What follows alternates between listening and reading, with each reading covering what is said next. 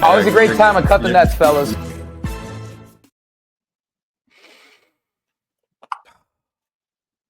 I am out of breath. Are you guys out of breath? I can tell you guys are out of breath because you guys aren't saying a single word about what we just witnessed this entire week, and it's not even Friday yet. No, not Friday yet. I feel like I just got traded somehow. Yeah, I feel like I just moved without against my will, like Dennis Schroeder said. Ooh. Sorry, Dennis.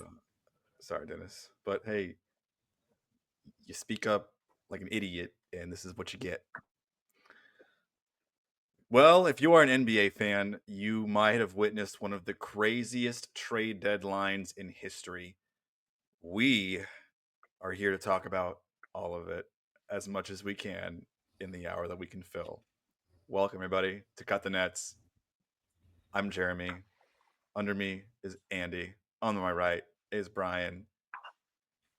Let's get into this, guys. Let's get into this, guys. This is I guess we can begin with the trade that started it all. Yeah, we're gonna have to get right into it because it's let's get right into it. Let's just dive front feet 12 feet deep into a pool that's just ice cold. My analogy sucks. The Anthony Davis, Luka Doncic trade blockbuster.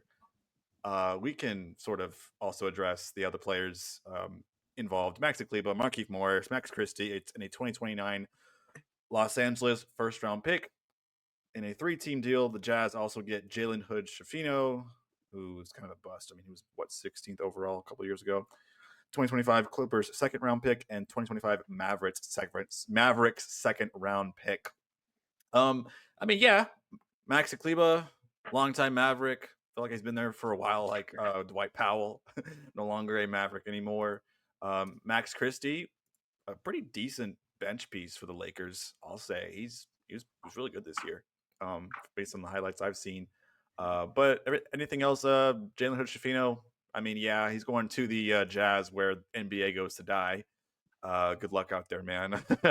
But yeah, that's it for the trade pieces that kind of bind the contracts together. As this trade is successful on the ESPN mock trade thing that we kind of mess with from time to time on our daily routines. But yeah, guys, the main attraction, Luka Doncic is now a Laker, and Anthony Davis is now a Maverick. My first question is, what is Nico Harrison smoking? I need to know because that's my first like question, man. High as well. Yeah, I couldn't really tell you. I feel like it's already been said, and everybody kind of had the same reaction when the news first broke. But I still have this feeling that we're all on a big episode of Punk'd, and Ashton Kutcher's about to come out the corner and say, no one would ever make that trade surprise. And yet here we are with Luka wearing the purple and gold. He's going to suit up this weekend. I can't believe it. What were your first words when you saw this tweet by Shams? What was the first words, first reaction? He got hacked. I thought so too. Yeah, someone sent the text in like one of the group chats of like his thing or whatever, and then I checked my phone and I just like kind of laughed like, oh, like obviously like a fake account. I saw it was his. I'm like, okay, well he got hacked. That's not happening. And then everybody else started to report it.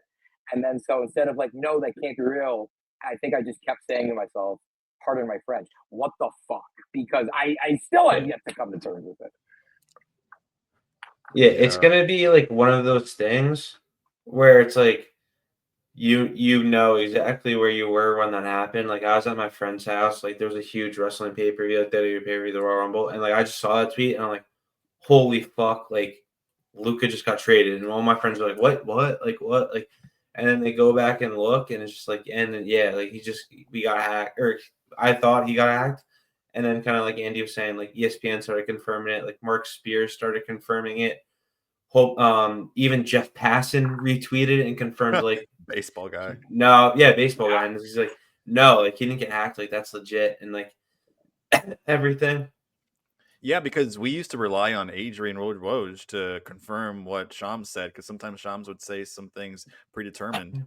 and now Woj is no longer an NBA analyst. He's 1,000 we Woj wish him bombs well. could have happened this trade deadline, and the poor guy, it's his first year, not retirement, because he still has the job with St. Bonaventure basketball, but his first year away from ESPN, like NBA.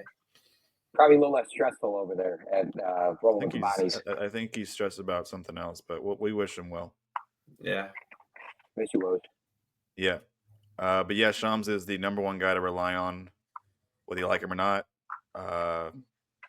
Yeah, I was very, very surprised too. I was FaceTiming my girlfriend at the time, and I saw the notification, and she knows nothing about basketball, and I just yelled out a holy shit, and I yelled out 3 more holy shits.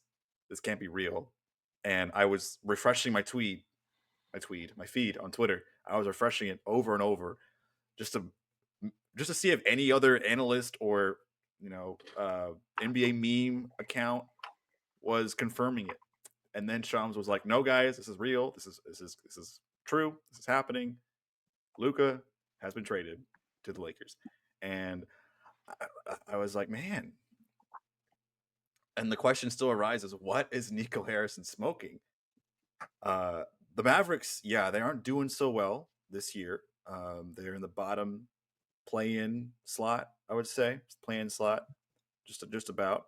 But they just made the finals last year. So, why take out your best player to think, okay, this is the right move to make in order to go back, have another crack at it? I mean, now you have an aging Anthony Davis, who's, yes, still top 10 player of the league. We all can agree. He's also a top 5 defender. Injury prone. He's 32. You don't have much legs left when you're 32 and you're Anthony Davis. The only outlier is LeBron James. So, and we've seen Anthony get injured throughout his whole entire career, even during his prime. He's on the tail end of it, but he's got an abdominal issue right now. I think he's out for another week at least. Doncic, yeah, he's got 3 significant calf strains in his career, but he's only 25, and he's a 5-time All NBA player. Why would you? Why? I mean, what you should probably have done if you want ADs that badly, you should pair him with Luka, and then maybe, I don't know, give away Kyrie or something. Get Kyrie out of Dallas and put him in Los Angeles with LeBron and have him reunite with LeBron. But man, guys, I'm just Jason Kidd right now. I want to beat the shit out of Nico Harrison. That Mavericks front office has a lot of things to answer for themselves, and obviously Nico Harrison being the general manager is at the front of it.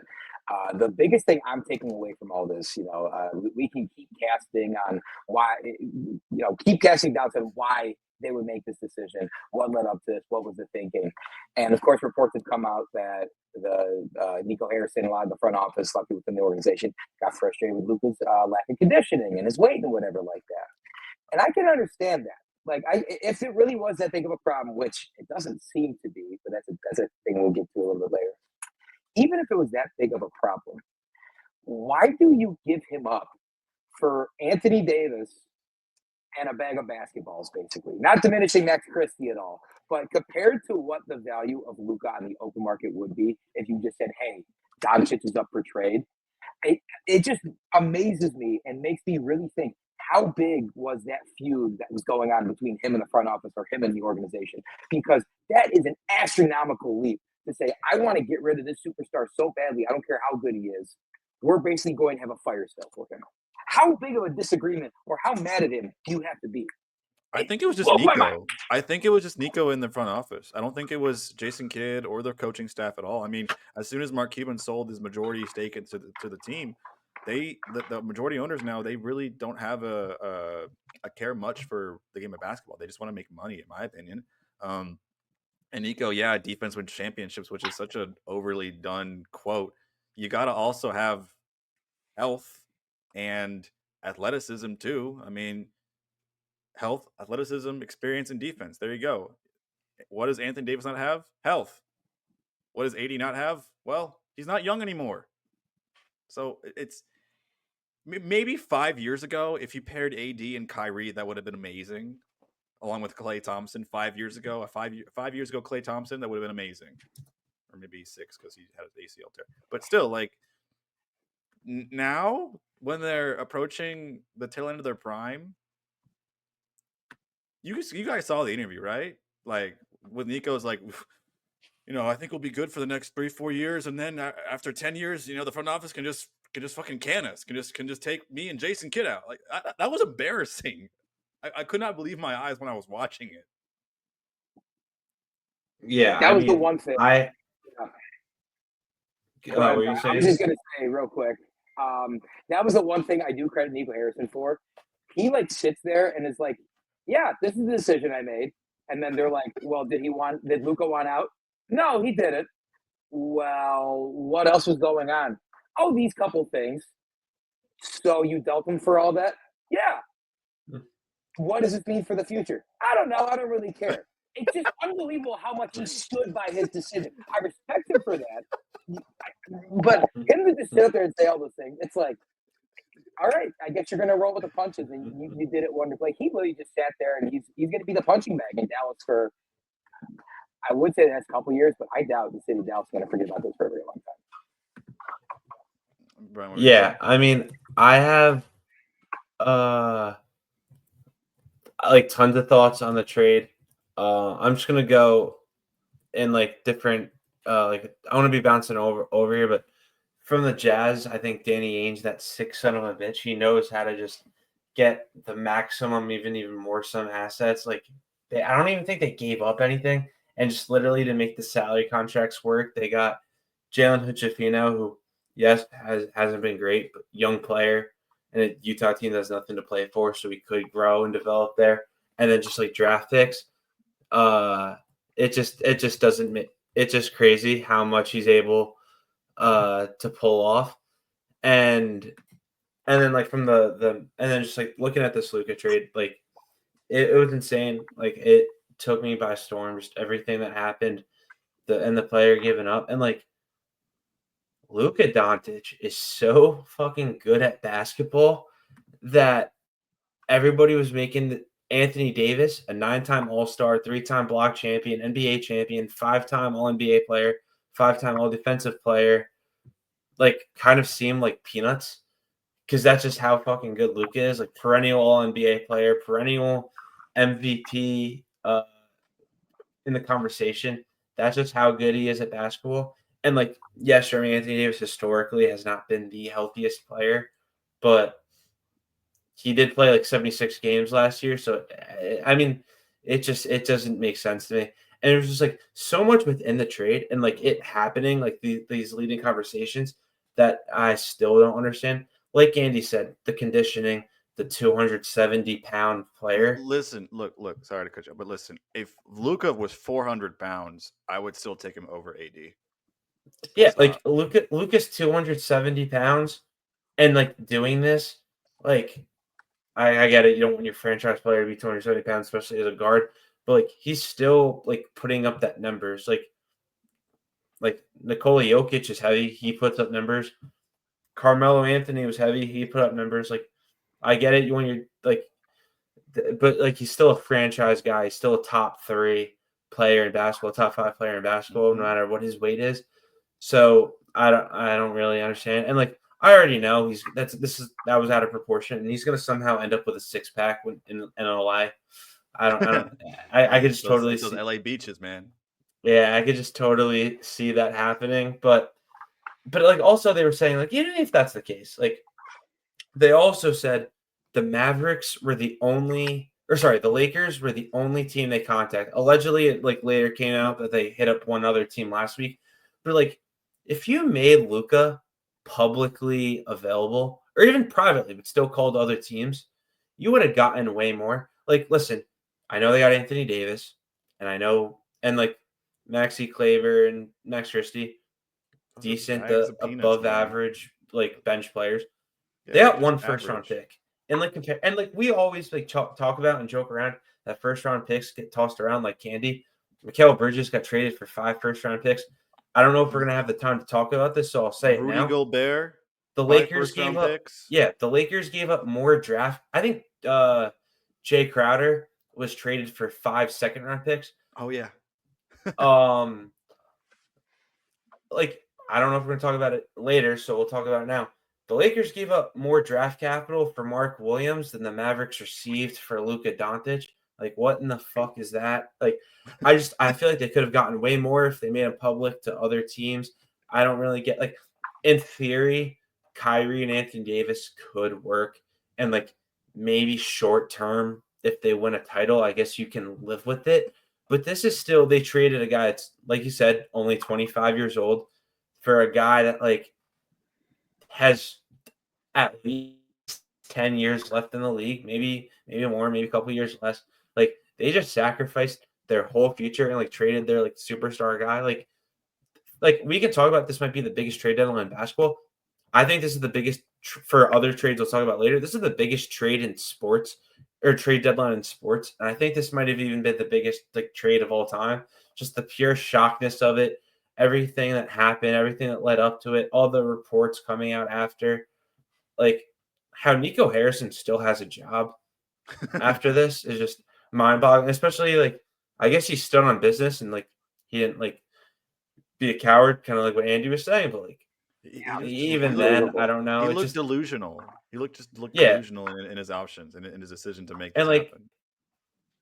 yeah, and then one other thing too is I think like the Mavericks assistant GM or something like current assistant GM has like the most games played or something like some Maverick stat all the time that Luca was gonna break, and so like I don't think that's actually why he got traded, but like people were making jokes at that. Like, listen, I guess like the NBA, the ratings were down. Like now everyone's like talking about the NBA again, so I guess for the league it's great, but what the fuck are the Mavericks doing? If I'm the Lakers, I'm Ye- walking around with a huge fleece because right now and then they did make other moves to significantly improve their defense because the Lakers defensively became after this trade, even though they got Luca, they probably became the worst defensive team in basketball. But like, this offense is good enough, and they eventually gave up Dalton Connect, but they didn't even they were able to keep Dalton Connect. They were able to keep Austin Reeves.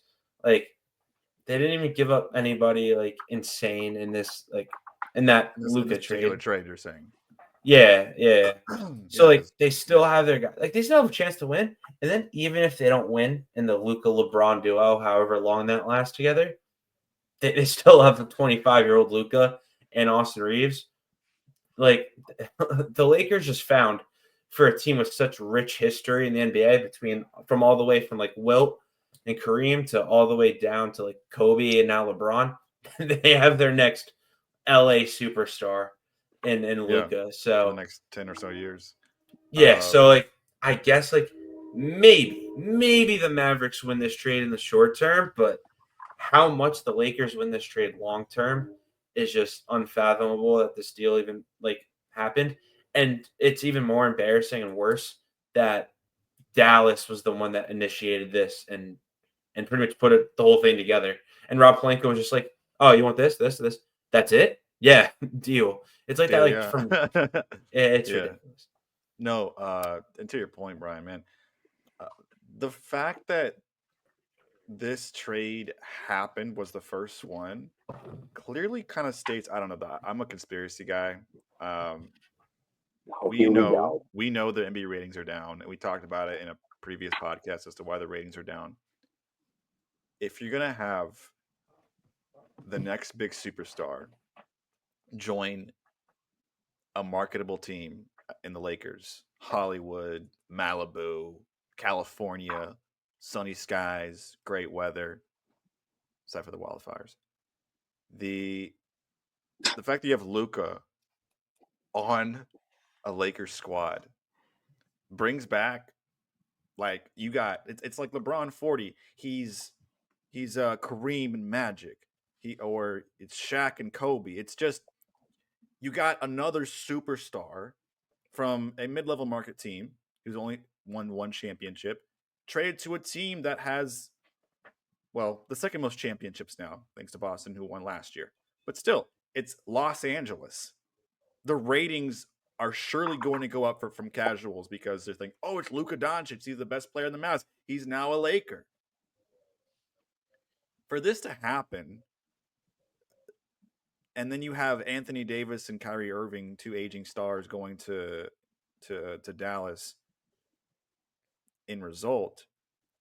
Do you think that this was kind of tampered with, or was Rob Pelinka just taking advantage of an idiot? Like, what? I know this is going on for 20 minutes, but I want to. I know I want to end and go into other trades, but man, I just want to end it there. Like, do you guys think that this is kind of more contrived than it may seem? I will say when you first started off that statement, I was like, what angle are you going to put on this? But you actually did make sense and like it is a convincing argument. But I still Yeah, he think never made no. sense. It was weird. Yeah. I still think no, just for the fact of like the NBA has like and like Adam Silver has said publicly, like are cracking down on tanking. They've punished teams for tanking. They've punished teams for tampering. Like Jalen Brunson, when like they got him and they got his dad as assistant coach, like Knicks lost the pick. Like the Heat tampered for, I believe, Kyle Lowry or Terry Rozier, one of the two. And like the NBA has done this before where they've blocked the deal. Like the But like they blocked the Chris Paul deal Chris because the Chris Paul NBA to the had some Lakers. ownership to the Hornets. They had ownership. Yeah, that was blocked. Like the Silver even doesn't the have any ownership to any team. Silver is just the commissioner, and he's doesn't have any ownership. So yeah, even Jimmy Butler, like we'll talk about it, but Jimmy Butler to the yeah, we'll talk Warriors, about it. that deal had to get processed. And that deal, like about like a few hours ago, like officially got processed by the league. So like to sum up, no, I don't think there's like a conspiracy like plot, but you do make a convincing argument that it could be. It's Luca. It's going a little off Luca the magic. deep end, but I mean, at the same time, though, Jeremy, I don't blame you for thinking that because I think it's the only rational way to sit down and put yourself in the shoes of Nico Harrison and say, what would make me deal my franchise centerpiece for this return? There's no way you can frame this to most people. There's absolutely no way you can frame this trade and say, yep, that makes sense. I'm on board. I can see where he's coming from. I just don't. I don't know. I just don't see a reason to think that this is a good idea. I mean, the Mavericks just went to the finals. They had a really good roster. Nico Harrison was able to get Kyrie Irving re-signed after he traded for him, and that was a good trade eventually. Uh, that he also drafted Derek, who's a great center. He who else did he was he involved in the signings and trades for? You got Daniel Gafford. I mean, who's been PJ there for a little Washington bit. as well as Daniel Gafford. Like he's made Derek some Lively. really solid moves. Derek Lively, as I mentioned before, he's made some extremely solid moves, and then he signs Klay Thompson, which okay, but honestly, the deal isn't that bad. It's relatively cheap. It's just I think just Klay Thompson just wanted to leave Golden State due to the I think Bob Myers was leaving as well. But again, this is just a you have the emoji of this like what like you just don't understand what went through his mind to think, oh, let's just go to the Lakers majority, like for the most part, and try and trade our superstar away. I don't get it.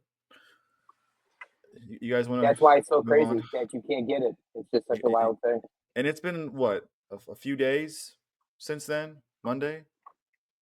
That was when it happened, or no, Saturday night. It was Saturday. it was a Saturday Saturday night night. and Monday It is now Thursday, Saturday. and we're still thinking about it. I'm still thinking about it. So yeah, I want to move on to other trades, but we can leave it at that. We can nip this in the bud and see what happens. What a time to be alive as an NBA fan. Honestly, Yeah.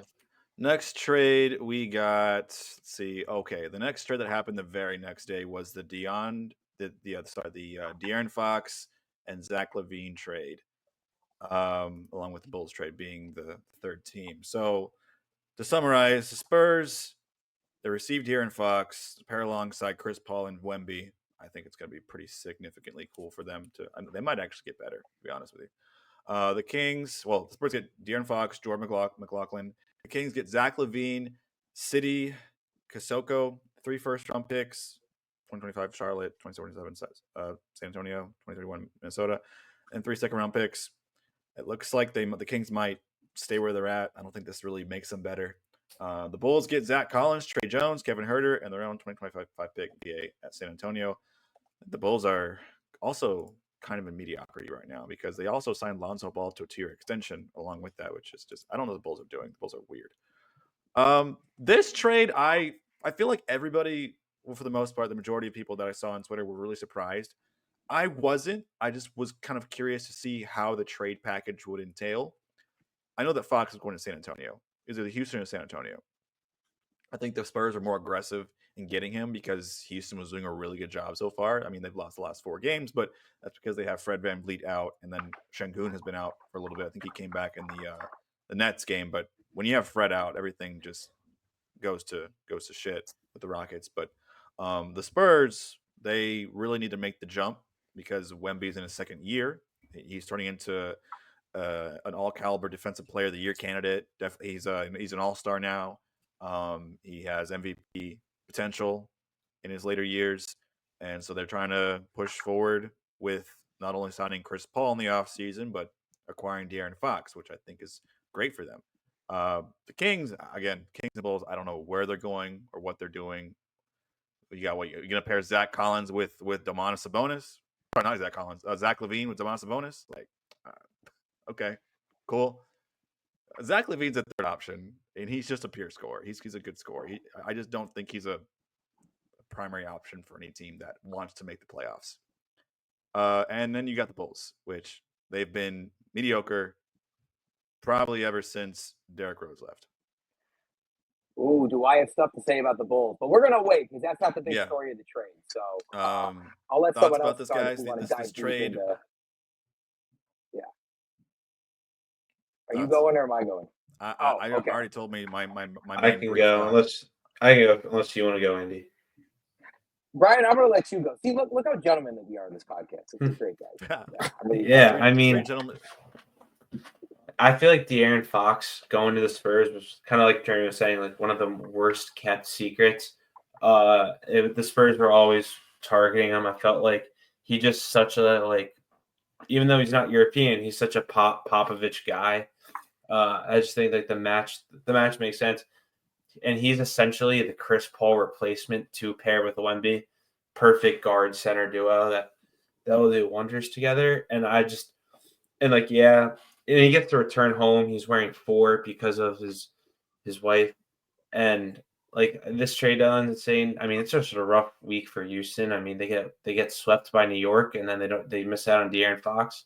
But I can't even talk about it because the trade deadline was so huge. But yeah, I mean, the Spurs got their franchise guy pair with Wemby, huge for Wemby's development, both short term and long term. Short term, also pairing with Chris Paul. Chris Paul will even help De'Aaron Fox blossom into the superstar that he can be and maybe already is. And yeah, so the Bulls, they're a mess, just like stuck in mediocrity. They should have traded Vucevic. I don't get why they didn't. They should have also traded him to Golden State, but that's neither here nor there. The Kings is interesting because, Jerry, I can agree with you. Zach LaVine, like I think he can be a 1 on a playoff team, but like not a very good playoff team. But he's definitely on a championship team, a 2 or a 3.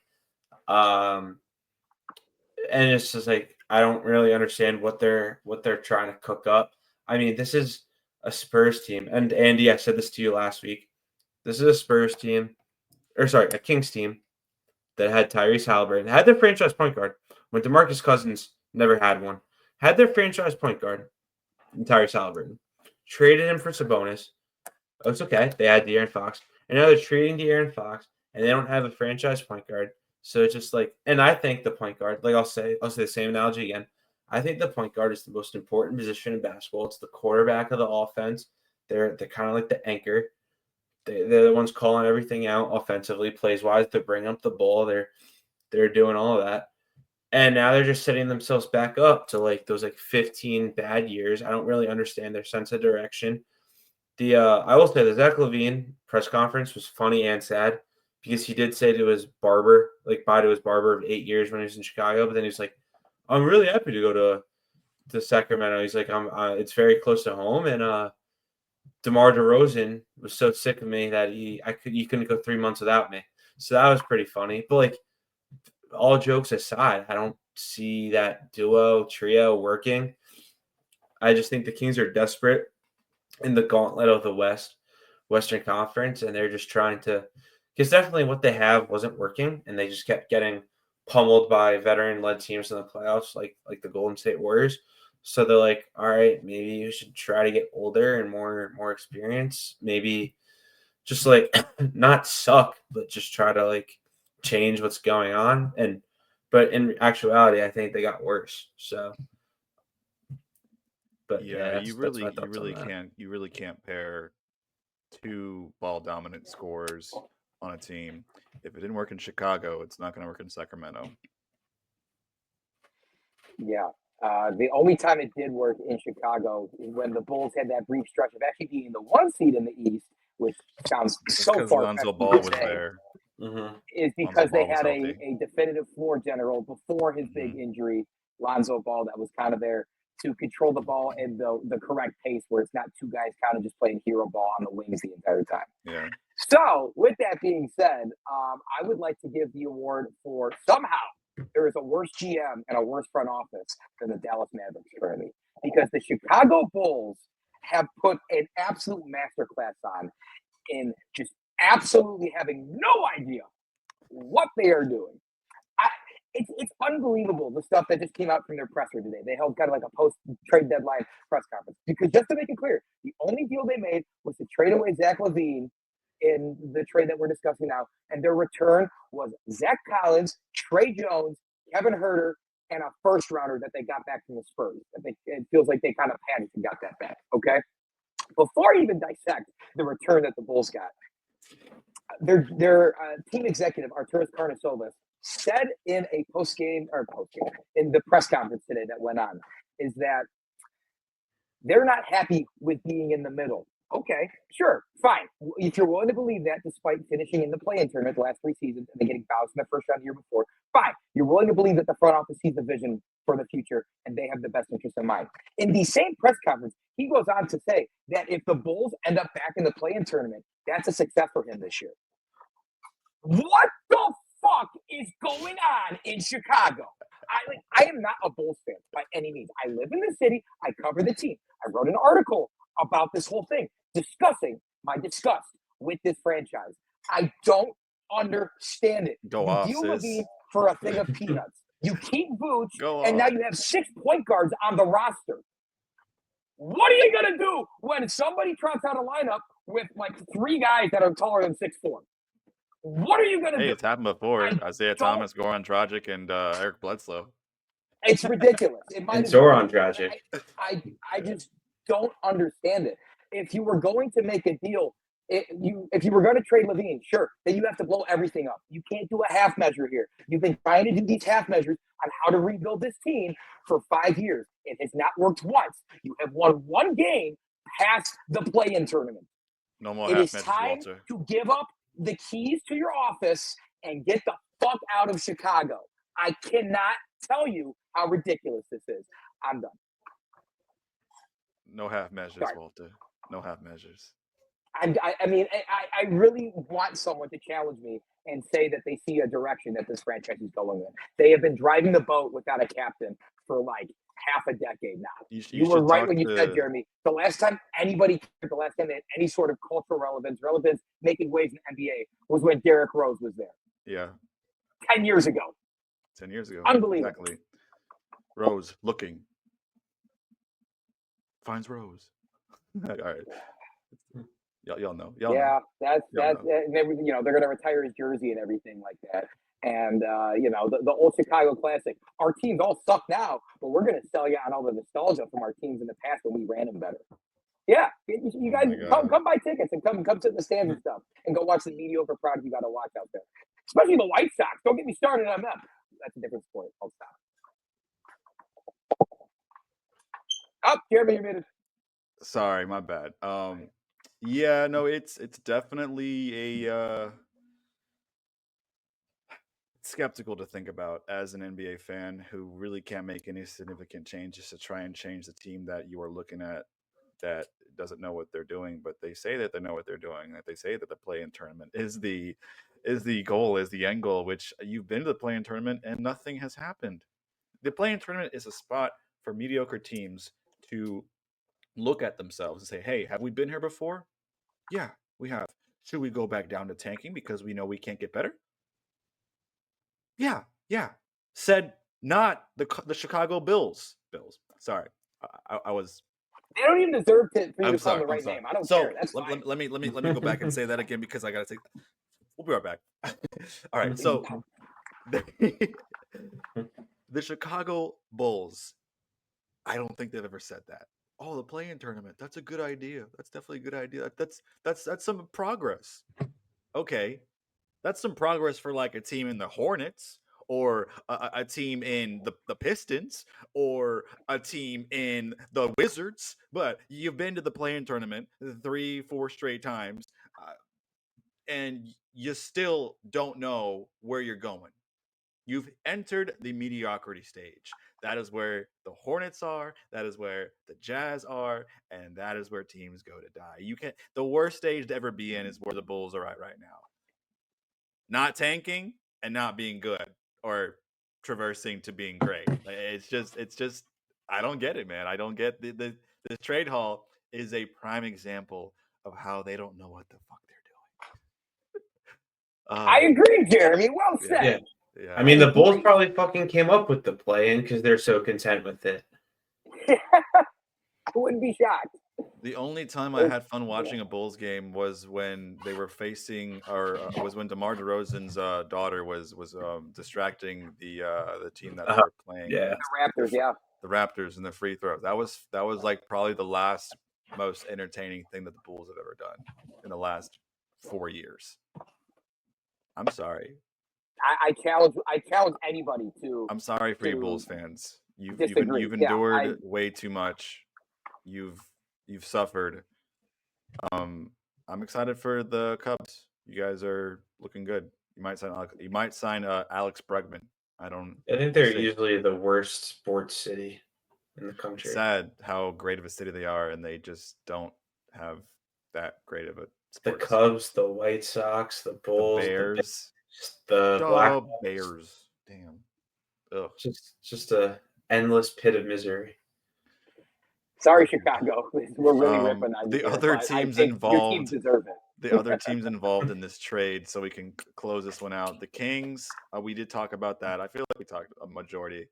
I mean, the Kings, they did what the Bulls didn't do. They made the playoffs in 2022, and like the beam. And I was like, okay, I like this duo of Fox and Sabonis. Mike Brown, Coach of the Year. Nothing past that. Not anymore. He's not there anymore. He's gone. I think that they made a mistake. Mike Brown's a good coach.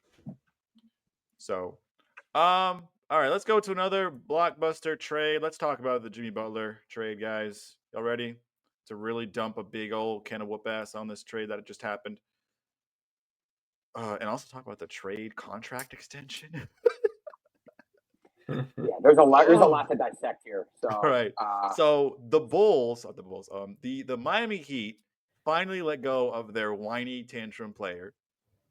He used to be one of my favorite players of all time, Butler. He still kind of is. I love playoff Jimmy Butler. But the Miami Heat and Riley put their foot down, and they trade away their whining star to the Golden State Warriors in exchange for Andrew Wiggins, Davion Mitchell, Kyle Anderson, and a protected first-round pick. The Pistons and the Utah Jazz are also involved. You get Josh Richardson. Of course, the Utah Jazz. Mitty Waters, and the Utah Jazz get Dennis Schroeder. Danny Ainge is a dirty guy. He's a dirty dog. Dennis Schroeder, we'll talk about him and his misery. I think he's going to Detroit. I think he went to Detroit. Yeah, he got traded again to Detroit. Yeah. Imagine you get talking about like, how trade is modern slavery. You get traded twice in one day. Amazing. To Utah and Detroit of all cities too. Yeah, man. I mean, I like Detroit's okay. It's sad, but it's okay. They've had a history of good stuff, Detroit, yeah. The Jazz haven't had a history of good stuff too, just not recently. All right, so let's talk about the Warriors just being absolutely desperate for an aging star. If y'all know, I'm sure you guys know, the Warriors called everybody. Because they started off the year strong, 12-3, top 3 seed in the West, and now they're treading above 500 by I think one game, or they're 500. And Steph Curry has regressed a slight bit. He's still Steph Curry. Draymond Green is 35. Curry is 36.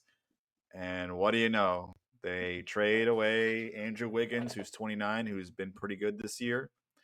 They trade away Kyle Slow-Mo Anderson, who's I haven't really seen much of him. They traded away Dennis Schroeder, who's always a bucket when you need it. Decent defender. And they get Butler, old Jimmy Butler, old Jimmy Buckets, who's 35 years old. And when Butler mentioned whenever he wanted, wherever team he was going to, he wanted to get a contract extension. He got it. He got a contract extension, all right. $121 million. And for the average NBA fan, you'll think, oh, that's like what, 4 or 5 years? No. It's 2. It's 2 years. $121 million. He's getting paid $60.5 million in one season. At 35 years old. Jimmy Butler, not an MVP candidate, not an all NBA first team. Maybe, I think he was third team a few times. Yeah. Also, defensive second team or first team. He's a good guy, but he's not a scorer. He's a guy that you can get reliability on the defensive end, and then if he wants to turn on the jets and make shots from the elbow, make straight 3-point shots, he can. And that's usually when it's come playoff time, as we've seen the past 5 years wearing a Miami Heat uniform. But you don't give this guy $60.5 million a year for 2 years. You don't do that. Especially when he's 35, 36, 37. You don't do that. You don't spend all that money on one player. Unless it's LeBron James. But you don't spend that money on one player. You don't. That's why they didn't spend that money on Klay Thompson. That's why he left. Curry, I think he makes more money than Curry. I think he makes more money than Curry. Sign his extension. Let me look real quick. I think Curry right now makes like what, $58 million a year? Yeah, Butler makes more. Yeah.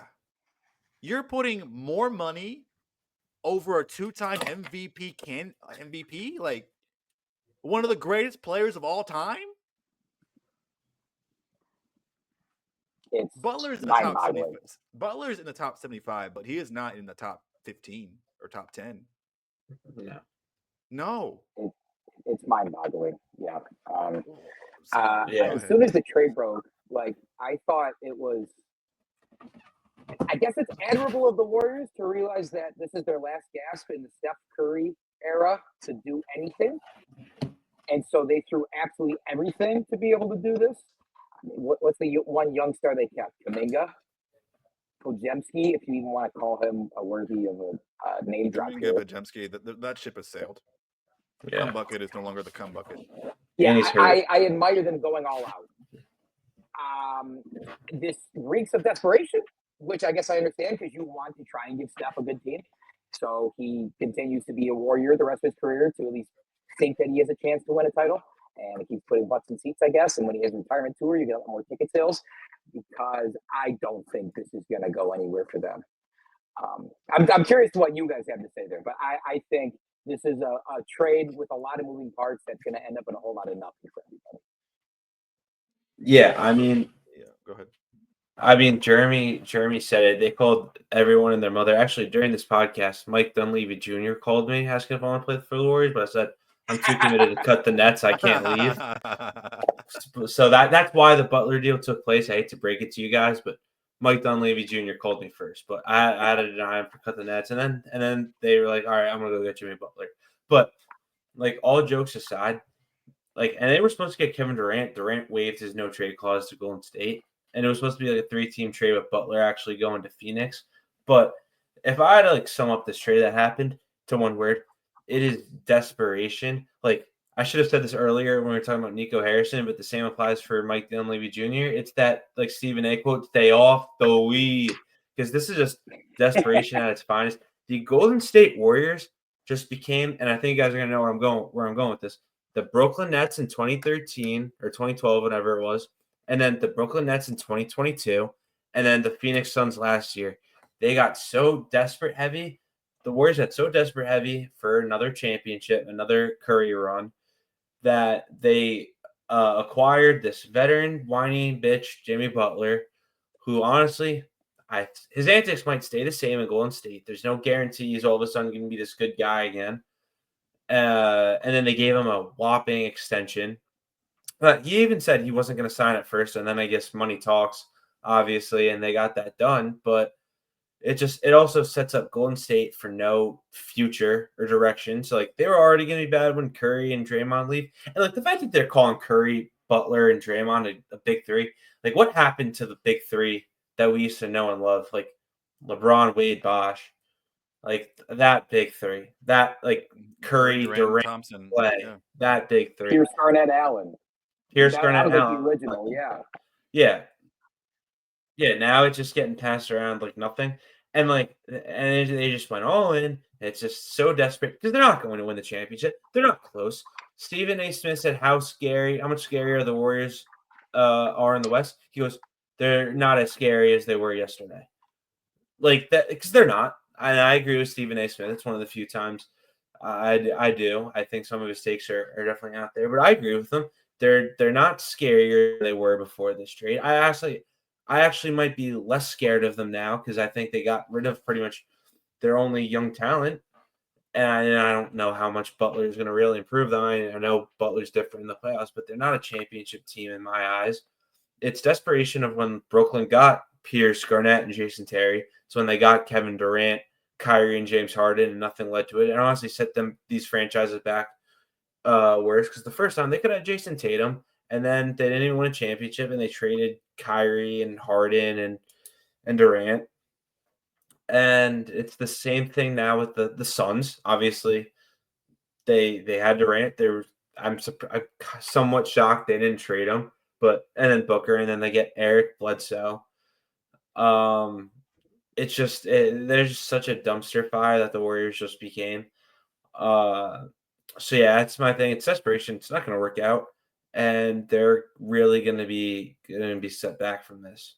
But let's give Curry a guy to enjoy and get ticket sales up because your Butler's here. That's all it is. They're not going to win anything. Maybe a playoff round. I don't see how this makes any sort of sense. The chemistry and matchups that they'll have with other teams. A Steve Kerr led Warriors team is a lot of back screens, high screens, and pops from the 3-point line, and then cuts from the elbow to the basket. A lot of fakes. Butler, I mean, yeah, he can play off ball, but he's not a 3-point shooter. He only gets hot in like the fourth quarter on a playoff game. That is if they'll ever make the playoffs. I'm not going to play in. But still, the Warriors of old looked like 2015, 2016 through 2019. And you had a bunch of shooters and 3-and-D wing players surrounding your stars because they knew their roles and the coach and Steve Kerr knew exactly why they were on the team. That makes Bob Myers look a lot better than he was because he crafted a fantastic team in the mid 2010s to the late. And then, of course, in 2022, which they had their like last hurrah, but when he left, the GM of who replaced him, you just don't know what they're doing. You don't know because you don't have players in Steve Kerr's system, and they're just keeping Steve Kerr on the team because he's got notoriety, got them 4 chips. So I don't see how Butler even works on this team. They'd have to change the system to make it work for him. The only vision I saw with this is if you let Steph, who plays great on ball or off ball, because like you said, Joe, he's like one of the top 15 players of all time.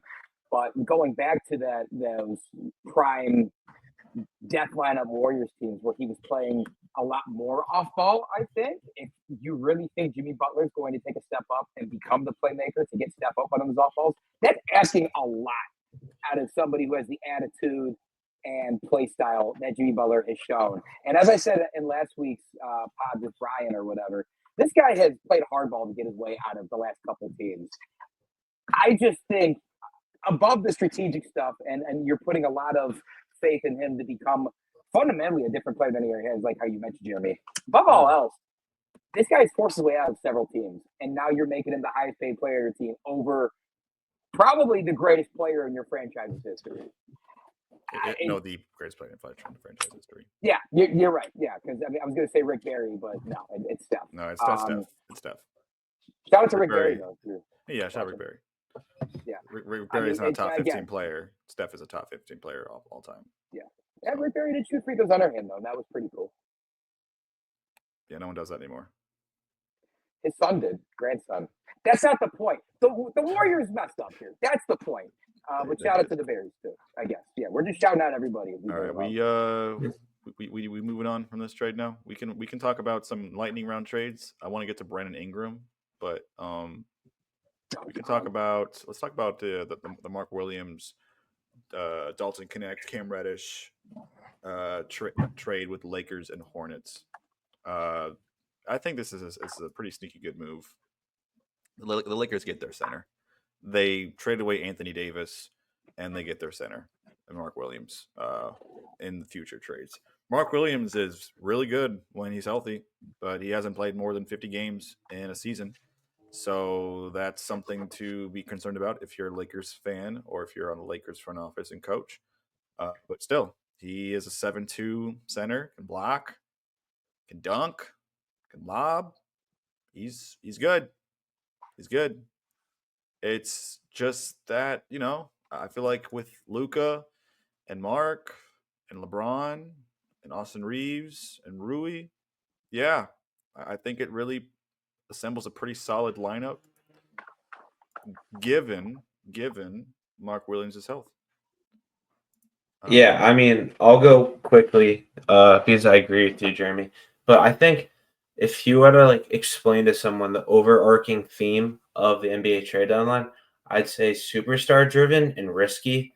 And this trade, the Mark Williams trade, falls at the latter of it being risky because, like you said, the health is obviously there, and the Lakers were very desperate to find that center ever since the Luka trade went through. But Mark Williams has been quietly good this year, like you said, when he plays. His last 8 games, he's averaging 16 points and 10 rebounds. But he's, like you said, he's struggled to stay healthy. And there was even either a Twitter video or a TikTok where I saw a Hornets analyst ripping him to shreds. And obviously, there's not much to be happy about this Hornets season or these past Hornets seasons. But he said that, and he was like, it doesn't matter if you're down by 20 points, you're up by 20. Effort, if you miss a play, you come in an illegal screen, something, you gotta at least have the effort to stay in the game and at least try to make plays and stuff. But if you've watched Hornet games and even just watched this interview, the Hornets analyst was like, yeah, I can never like a guy like Mark Williams because his effort isn't even there. He gives up on games. He just sits back and gets lazy and he lets 3-pointers shoot. Okay. Or people shoot wide open shots. So maybe because he's now on the Lakers, having Luka and LeBron as teammates and maybe being on a championship caliber team, maybe his effort level changes. But I mean, you still have to worry about that. Plus, you got to worry about his health, which he does fit the mold to be a Lakers center with health concerns. So I guess there's that. But I'd say risky. It high can risk, be high sneaky reward. good. I think it's high risk, high reward because I agree with that. He's 23 years old. He's young. I mean, he's spring chicken. I mean, if you're on the Hornets and you're 23, unless you're LaMelo Ball, you probably don't really care about winning games in basketball. You're just happy you're getting the bag. But if you're on the Los Angeles Lakers playing with Luka, LeBron, and coaching JJ Redick, who's done a good job as first year, done a really good job. Yeah, so there's far. an expectation you have to meet. Yeah, it's the expectation, and I think that puts a lot of pressure on him, and I think that he's going to overcome that and really, showcase what he's made of and why they traded for him.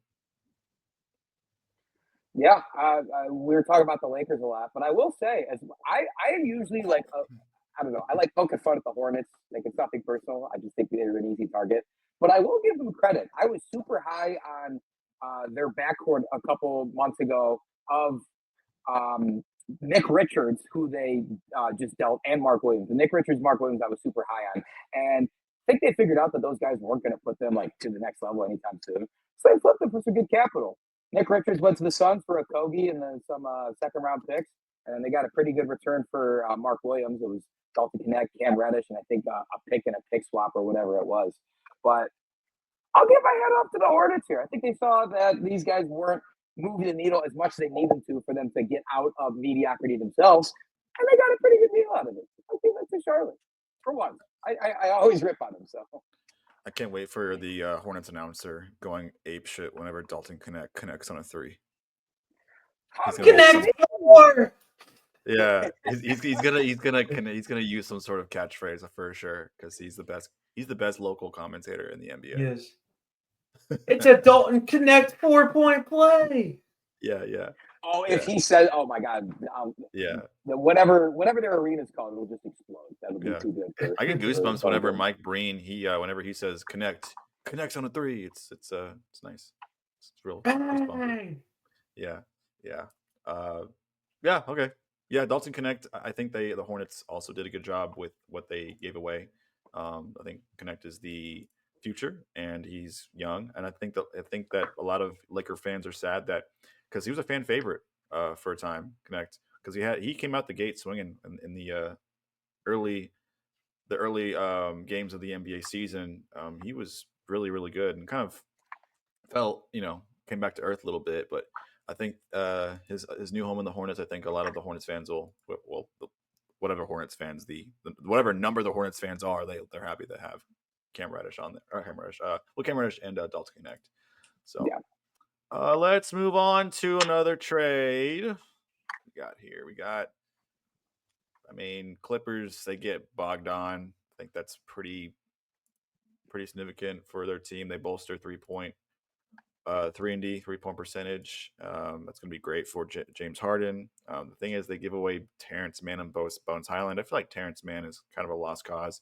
Bones Highland is good for added 3-and-D depth as well. Terrence Mann's too inconsistent. Yeah. Yeah, he's again lost cause. Good defender. Yeah, not bad. You want to do the Kuz deal or Ingram deal?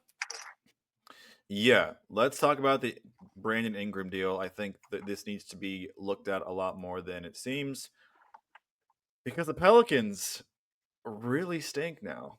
They had so much potential, such a bright future.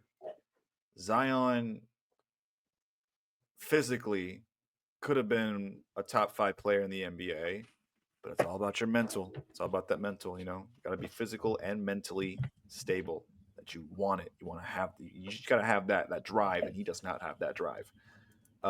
Nevertheless, he's talented, just does not have the drive, and he's out. I think he's injured again. What else is new? The Raptors acquire Brandon Ingram, multi-time All-Star Brandon Ingram. The Pels receive Bruce Brown, Kelly Olynyk. Boy, Kelly Olynyk, he's always a good pickup, no matter what. A first round and a second rounder. I think.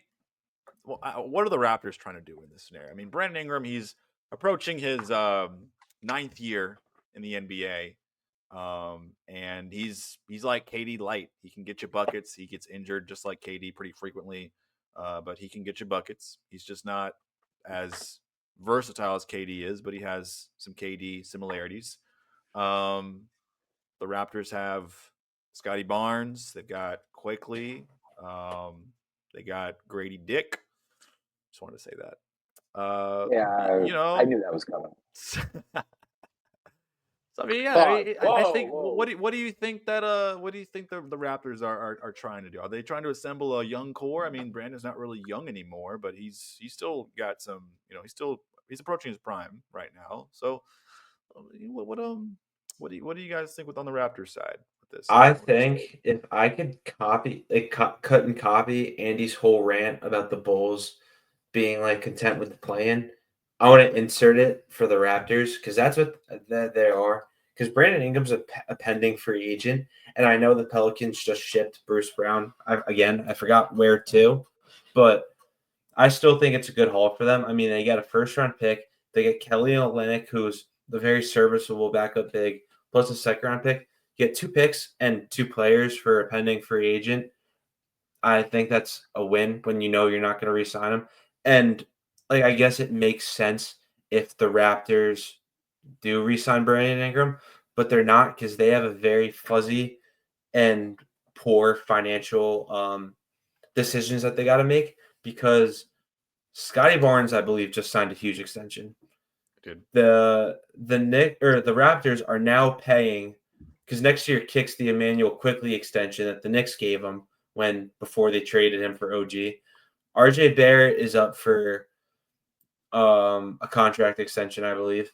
So they got a lot of tough decisions financially. But if you want to look at this season, their ceiling is playoffs. They're going to be a play-in team. Like this, if you look at their starting lineup of Brandon Ingram, RJ Barrett, Grady Dick, Emmanuel Quickly, Scotty Barnes, it is the super team of play-ins. Because that's all they're going to be, and then they're doomed. And then they're doomed next year. So it really just makes no sense. A couple of my friends have tossed around that the owner or GM of the Raptors, I forgot his name, Masai Ujiri. Yeah, Ujiri, yeah. they were like, if you really think about it, and I know like he did so much great for them, delivering the first ever title and like bringing in Kawhi Leonard. Since that title, he hasn't really done anything like noteworthy, like positively noteworthy. And I think this is just another prime example of that. I mean, they were really good after like 2 years after they won their first chip. Like they were a contender in 2020 and 2021, but then of course you had to ship off several players who were aging. I mean, Lowry left, Siakam left, Fred VanVleet signed a contract with Houston. So I mean, they had to regroup, rebuild, start a new young core with Scotty Barnes, and decide on making choices by acquiring RJ Barrett. I think RJ Barrett really needs to move out of Toronto. I don't think he's really. I think the Raptors need to convince a team that RJ Barrett is a player to have, and so they can get something in return if they want to re-sign Brandon Ingram. If you think you're going to extend RJ Barrett and not keep Ingram, like I just don't think that's possible. That's the only way to keep Ingram is if they trade RJ or Quickly. Yeah, and I think exactly. If I'm Toronto, you'd rather trade RJ. Exactly. That's what I'm saying. So trade RJ Barrett. He's not very significant in any shape of the word on a team, but not very many teams believe that. Still, they think that a third overall pick in 2020. What is it? 2018, the Zion and Ja year. Oh, 2019, right? 2019. Yeah, 2018. Yeah, that's 2019, 2020. I think that he's just as good. No, it ended up being John Morant to be the sole player of the top 3 players in the 2019 draft to be the best player. But still, like I just feel like he's just not really versatile in his play, and I think that the Knicks knew that, and they gave up at the right time, and I think the Raptors should follow suit and trade him to a team that thinks that this guy can still possibly find his stroke and potentially be an all-star in the NBA, which I don't think will happen. And so that's why you go for Ingram, because Ingram is a consistent baller. He hoops. He can get you 25 a game. He's lanky. He's got a nice wingspan. I mean, he's also older, which adds more veteran leadership around the Raptors core. And he also has playoff experience. Unlike the Raptors, the Slender Man's a walking bucket. Yeah, absolutely. I think if you're a Raptors fan, you'd rather keep Brandon Ingram. And especially if you have all these contract extensions, you have to, you have to serve to players that you want to keep. RJ Barrett just isn't one of them, or shouldn't be. Yeah, I don't know. A lot of the trades that have been made at this deadline, there being so many, it feels like a lot of the GMs and people in decision-making positions are just like, hey, let me make it look like I'm doing something, even though I don't really know what I'm doing. And this kind of felt like an example of that because these are 2 teams that aren't going to do much this year and probably aren't going to do much next year. So it's just like, hey, let's put some things around and see what happens. I don't know. This one didn't move me that much. I'm actually curious to see how Brandon Ingram's going to fit in Toronto, because I've always been super high on him. Jeremy, you kind of said he's a bucket getter. I don't know. I think there's a lot left to be seen in this one. And yeah, I don't know, Brian. If you want me to start yelling about how the Raptors are mediocre and playing every year, I could start getting worked up again if I need to. Hell yeah. Nah, I'm good. All right. Any other trades we want to address? We've been let's Kuzma. Oh my god. Oh, Kuzma. Yeah, that's true. Kuzma. There's so many trades. Kuzma. Well, let's talk about that one, and let's talk about Marcus Smart, because I really feel bad for the guy. So yeah, Kuzma and Middleton are no longer on their teams anymore. Middleton is no longer a Buck. Kuzma is no longer a Wizard. Kuzma goes to the Milwaukee Bucks.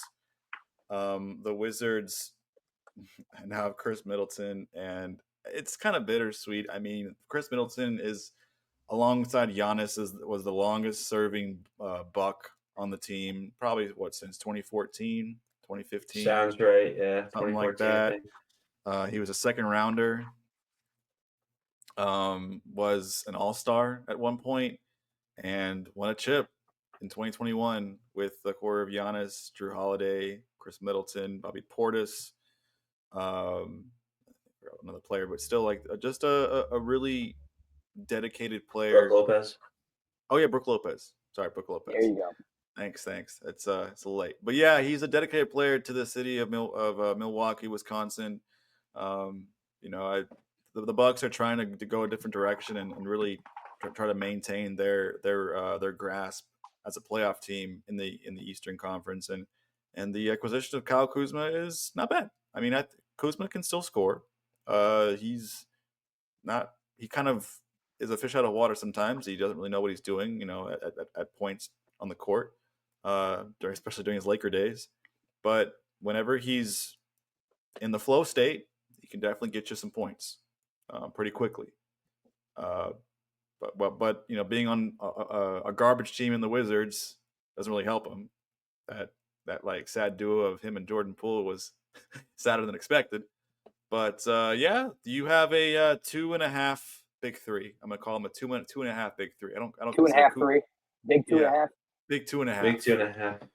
Yeah, sounds like Big Tuna, like from The Office, but big 2.5.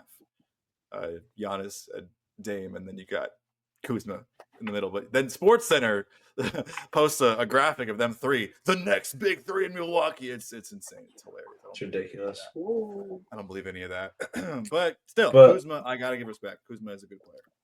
Yeah, I mean, I think, Jeremy, like all those issues or kind of weaknesses in Kuzma's game, I think they will be fixed because the Bucks are a lot better team than any of the teams he's played on in his career. They're also way better coached than any other team. Better than the Lakers in 2020. He was on that. Oh, never mind. I forgot. Okay, the exception of that team. I wasn't gonna say Lakers are really freaking good. Yeah, never mind. Okay. Forget that.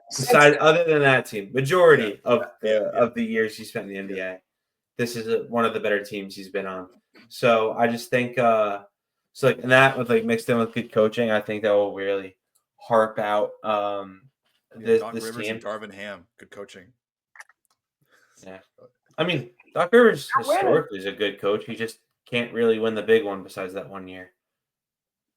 Still a well-respected coach, I think, but I don't know. Sorry, interrupting. But you're good. But I just think that, I just think the Bucks, I think they do get better with this. I am kind of curious on how their lineup and how they're going to handle the minutes are going to work though, because kind of like how Andy was saying with the Bulls having pretty much their whole rotation being guards and then Nikola Vucevic, it's kind of like the Bucks roster. It's kind of like all bigs and then Damian Lillard, because you still got Brook Lopez, Giannis, now Kuzma, Bobby Portis. So I'm just I'm kind of curious to see how that works, but I kind of feel bad for Chris Middleton. He's just such a fun, easy guy to root for. I mean, Jeremy, you pretty much said his whole life story. Second round pick, kind of blossomed into a very solid 2, won a championship in 2021. He's a great guy off the court. He's always been a mentor towards a young guy. I mean, he was a huge mentor for Giannis. And now he kind of got the Jordan Poole treatment because he's not going to get bought out. Like the Wizards said, they're keeping him. So now he's kind of just stuck in Washington, D.C., getting the Jordan Poole treatment. Purgatory. Basically, he's in NBA purgatory. So I don't know. I kind of feel bad for him in that aspect. But I like the prospect of Kuzma on the Bucks. People attack this trade because of how much Middleton did with the Bucks, which, if anything, just goes to show you how cold of a business this is. Middleton is beloved in Milwaukee. He might have his jersey retired one day up in the rafters, and then they go and deal for Kuzma. But it's a business. Business is business. Kuzma on the Bucks makes sense to me because as a first or second scoring option in Washington, I think we all saw that was never going to work, and it did not work. But when he is on offense and there are guys that have to guard Giannis and Damian Lillard before guarding him, that's going to go a lot better. Because that's why the Lakers were good in 2020 with him, because they had to guard LeBron and AD. Him being able to have some more catch and shoot opportunities and attack closing out defenders, because he probably won't be controlling the ball as much because Giannis and Dame are on the team. I'm actually excited to see that. I do think Milwaukee gets maybe not significantly better from this trade. They get better. Yeah, I mean they came a long way from a slow start this season too. So I think this also helps out their team, even if they have been better as of late. I thought the Bucks were going to be terrible this year, but no, they've been pretty good so far after the first month or two. All right, let's close out with Marcus Smart. You guys ready? Yep. Damn, that train's The train is ready, bro. Yeah. The train wants to get out of the Marcus Smart chatter. The Memphis Grizzlies have been a top 3 seed. They overtook the 2 seed because the Rockets were on a 4-game losing streak, and they decided to trade away Marcus Smart. Now, let me look at Marcus Smart's stats real quick, because I know that he's always been a great player, especially in Boston. He should have won a ring there, but they traded him away, but then they ended up winning a ring regardless. But he's been injured for a little while. Hasn't really played much until like yesterday. He did play very well, 0 for 6 from the field and 0 for 3 from deep, but did not play for a long number of games. But, I think this really wasn't his home. The Grizzlies, he's been injured. He only played 20 games last year. Did okay, but the Grizzlies were not very good last year. But this year, only 8.7 points, 35.8% from the field, 32.2% from 3 in 19 games in 21 minutes. You're not going to get that much done if you're Marcus Smart on the Grizzlies like that. So I think that's the reason why he was traded. It kind of seems like ever since he was let go from Boston, he's been a completely different player. And I guess maybe being on a team for so long, especially the team that drafted you, to leave the team unexpectedly, it's a business, but that kind of changes the way you think. Your brain is a bit. You either get used to the new team that you're on or you don't. I mean, if you don't, it shows in your play. So the Wizards take him into purgatory, and along with a first rounder, Memphis only takes 2 second-round picks and 1 from the Kings. They got draft capital for giving away Marcus Smart. To me, it seemed like it was if they could get some draft capital. I know they technically got some players in the deal. Yeah. Marvin Bagley, who hasn't really done all that much. I guess he provides some backcourt depth. Johnny Davis, who is ass. There's no other way to put it. Sorry, Johnny. Yeah. He's just been such a disappointment. I think it frees up some cap space for them too. So I understand the move. But I don't know, just the name brand value of trading Marcus Smart kind of seems like a shock. But I guess you could start to come around and see why Memphis did it.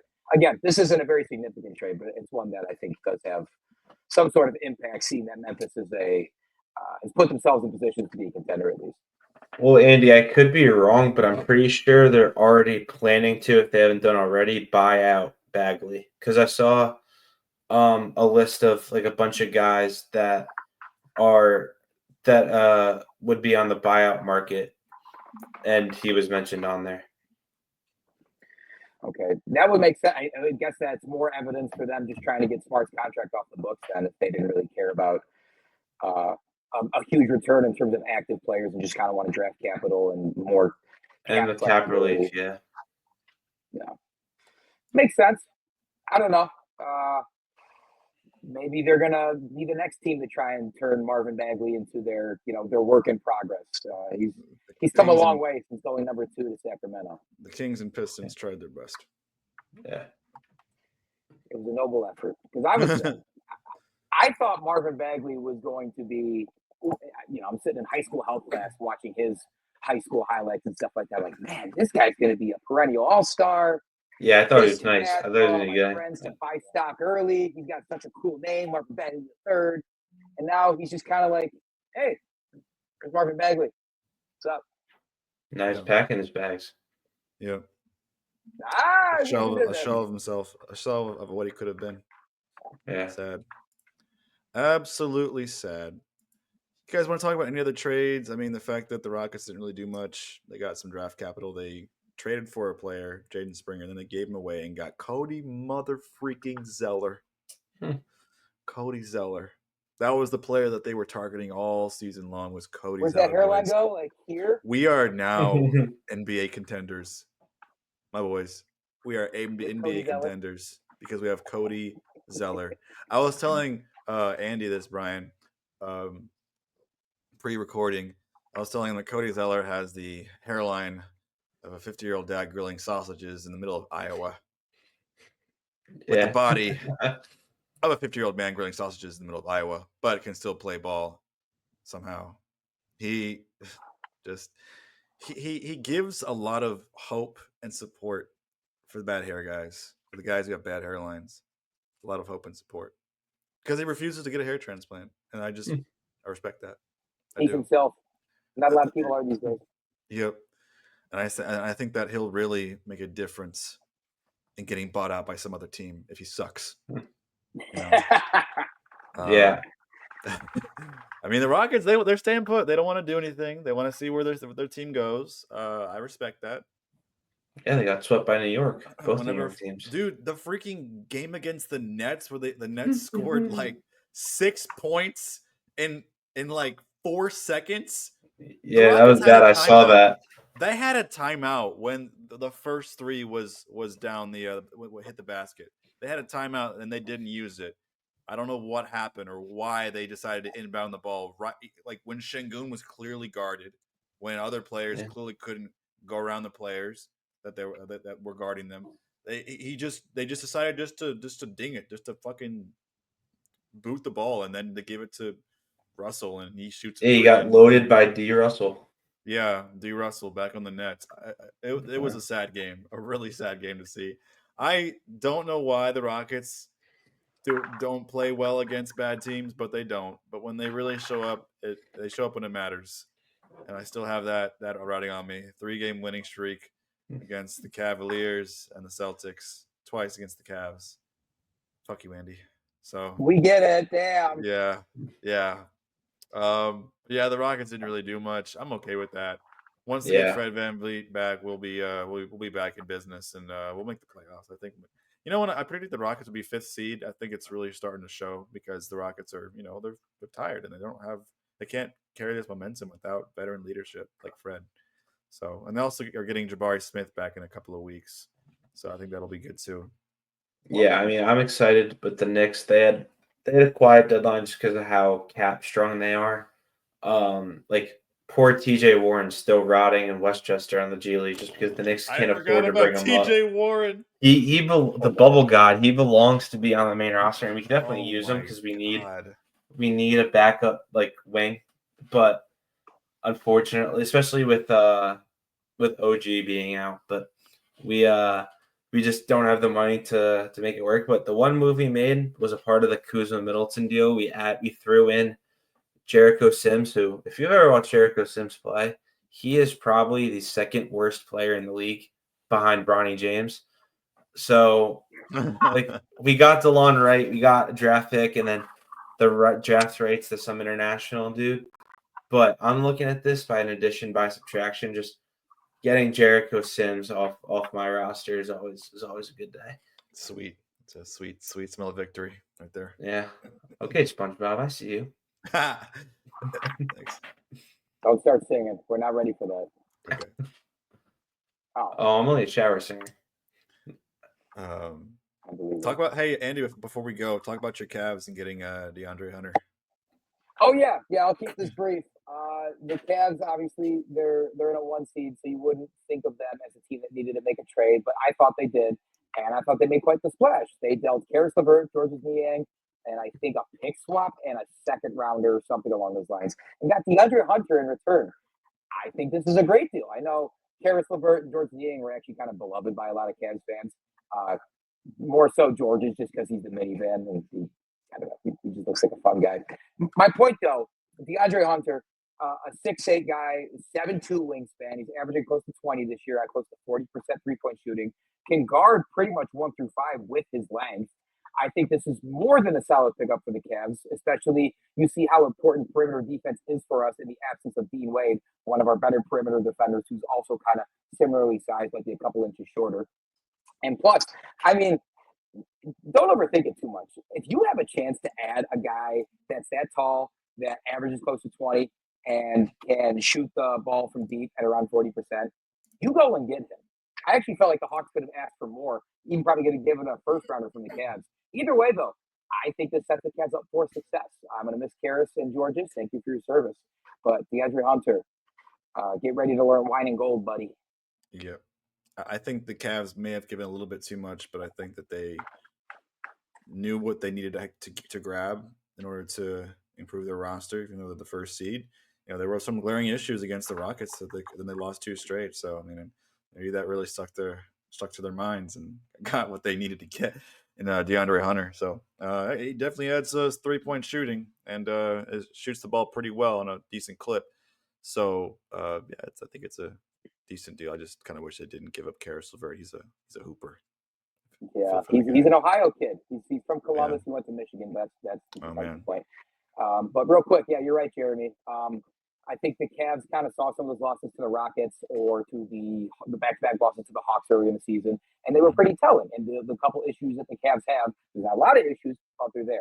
I think they realized that with how young this core is, they don't necessarily need a lot of draft capital. It's time to put the seatbelt on and put the car in drive and floor it, because this is probably as good of a roster as you're going to have, especially given the timing, the age of all the guys, and why not go all in right now? That's exactly what they're doing. So, tip the cap to them. I tip my imaginary cap to them, of course. Yeah, none of us are wearing hats this time. Yeah, we're not wearing hats. Yeah. Usually, I'm wearing something. Yeah, I don't know. Yeah, usually. Yeah, usually you look like every other. You look like every other quarterback out there in college. Zach Wilson. Yeah, Zach Wilson. I will say, if you do post this on the YouTube, you should put my Zach Wilson Halloween costume here, just so for long-time viewers can be satisfied. For yes, you could. By the way, guys, you want to pose for a thumbnail? We could.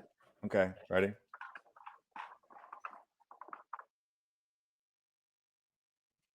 All right, cool. that's going on. We'll be right back. That's going on. But that's gonna be it for the majority of our trades. Of course, other trades that happened, but they were sort of just, draft capital, dumping salaries and all this stuff going on. I mean, yeah, it was definitely a trade deadline to remember. I will probably won't forget for this trade deadline in a long time. This reminds me of the entire team, the entire Cavs team overhaul that LeBron was involved in 2018. 2018.